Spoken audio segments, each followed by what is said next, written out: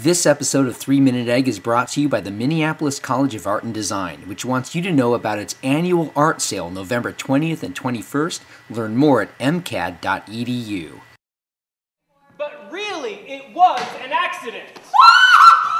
What the? St. Denis, are the hostages secure? Hostages? Dominic Orlando grew up in Manhattan, but he has really found an artistic and social home for himself in the Twin Cities, and it happened through a playwriting fellowship, and he has been going strong locally and nationally.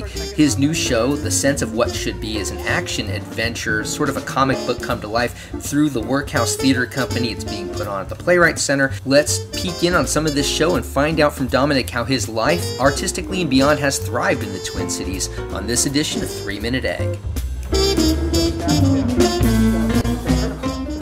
Don't get hung up on the practicality of all this stuff, because you have to do.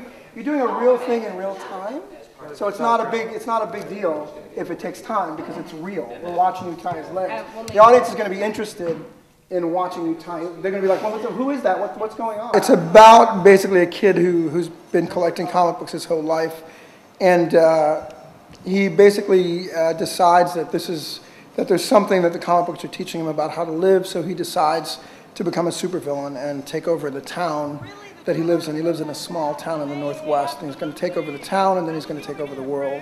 I think this is one of the most autobiographical plays I've ever written. Also, it's about power, which I tend to write a lot about. And I think that's because I'm the youngest of 3 brothers, so I don't have any illusions about how power works in the world. I did not wreck my life! I have rejected turpidness! I embrace the only integrity, the only purity that my heart, my real and genuine heart... I do not understand you. Just shoot him, Luther! What? I do think that we as playwrights have sort of given over a lot of high-stakes reality to television and film.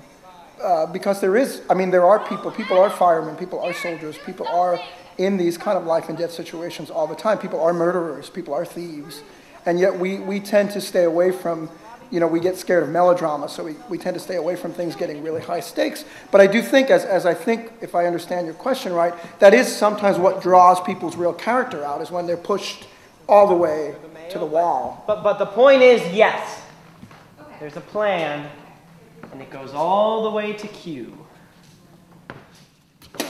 Wow, great! There's a plan! Fantastic! Congratulations! I had a small theater in New York, but I was very much not cognizant of the national scene, or even a lot of the New York scene. There was a lot going on personally as well at that time, and then I got really frustrated with that.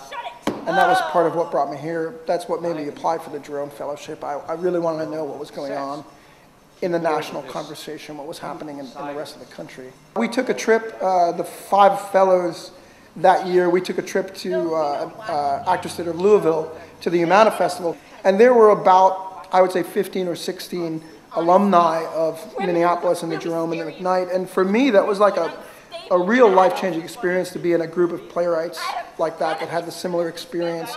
For me, it's complicated because I think I can't look at it as a coincidence that I've been much more flourishing here.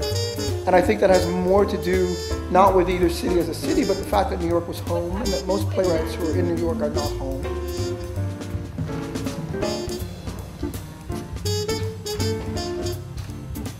So there's no working part on this gun.